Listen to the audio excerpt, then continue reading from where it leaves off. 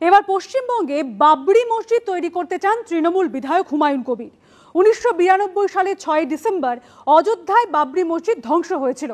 সামনের বছর সেই দিনেই মুর্শিদাবাদে বাবরি মসজিদের ভিত্তিপ্রস্তর স্থাপন করতে চান এই জেলারই তৃণমূল বিধায়ক হুমায়ুন। আর সেখানে মুখ্যমন্ত্রীকে আমন্ত্রণ করা হবে বলেও জানিয়েছেন তিনি। 8এর দশকের শেষ থেকে যে বিজেপির রাজনৈতিক অস্ত্র ছিল অযোধ্যা, তারা এখন হুমায়ুনের মন্তব্য শুনে কটাক্ষ করছে তৃণমূলকে। বাবরি মসজিদ তৈরি করা হবে। এবার হুমায়ুনের বাবরি মসজিদ। পশ্চিমবঙ্গে বাবরি তৈরি করতে চান তৃণমূল বিধায়ক হুমায়ুন কবির।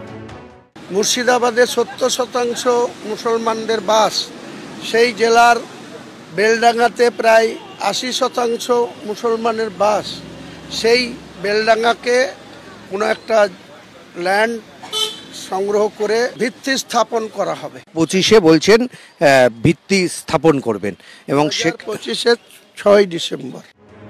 1992 সালে 6 ডিসেম্বর অযোধ্যায় বাবরি মসজিদ ধ্বংস করেছিল করসেবকরা।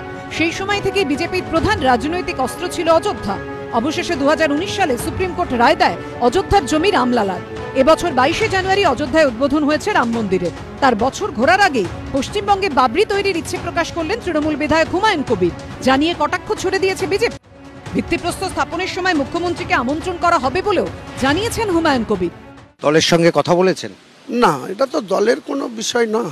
আমাদের তো ধর্মনিরপেক্ষ দল। যখন সেটা ভিত্তি স্থাপন করা হবে, নিশ্চয়ই আমাদের পক্ষ থেকে রাজ্যের মাননীয় মুখ্যমন্ত্রীর কাছে নিশ্চয়ই আবেদন করা হবে সেখানে প্রেজেন্ট থাকার জন্য।